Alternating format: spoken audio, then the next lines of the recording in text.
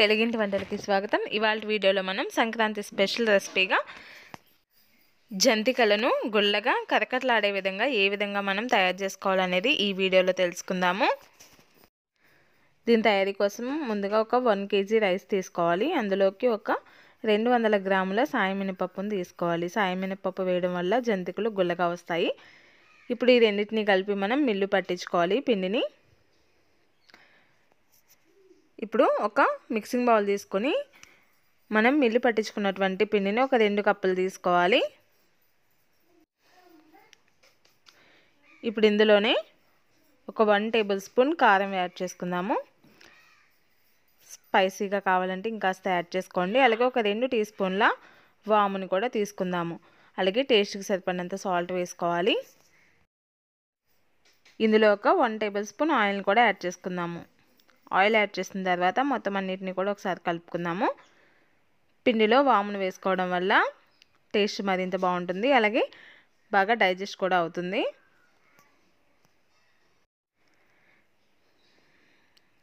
ఇలా కలుపుకున్న తర్వాత ఇందులో కొద్దిగా వాటర్ని వేసుకుంటూ పిండిని కలుపుకోవాలి. పిండి మరీ గట్టిగా కాకుండా బాగా లూజ్గా కాకుండా కలుపుకోవాలి.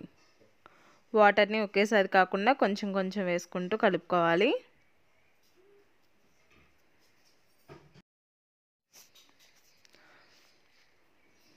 చూసారు కదా, ఈ విధంగా మనం పిండిని ఈ కన్సిస్టెన్సీలో కలుపుకోవాలి.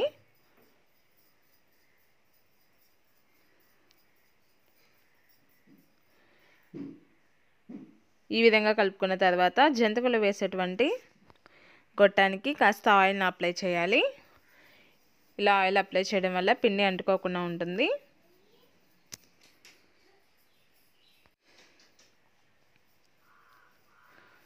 ఆయిల్ అప్లై చేసిన తర్వాత మనం ముందుగా కలిపి పెట్టుకున్నటువంటి పిండిని ఈ విధంగా సరిపడినంత తీసుకొని ఉండలా చేసుకొని ఇందులో పెట్టుకోవాలి. చూస్తున్నారు కదా, ఈ విధంగా మనం పిండిని ఫిల్ చేసుకోవాలి. ఇప్పుడు స్టవ్ పైన డీప్ ఫ్రైకి సరిపడినంత ఆయిల్ని వేసి హీట్ చేసుకోవాలి. ఆయిల్ హీట్ అయిన తర్వాత ఈ విధంగా జంతికల్లా వేసుకోవాలి. చుట్టూ తిప్పుకుంటూ వీడియోలో చూపిస్తున్న విధంగా జంతికల్లా వేసుకోవాలి. మంటను మీడియం ఫ్లేమ్ మీద ఉంచుకొని రెండు వైపులా కూడా కలర్ వచ్చేంత వరకు ఫ్రై చేసుకోవాలి. మనం ఇందులో సాయి మినుములను వేసుకున్నాం కాబట్టి బాగా కలర్ అనేది రాదు. ఈ విధంగానే మనకి కొంత తెల్లగా ఉంటాయి.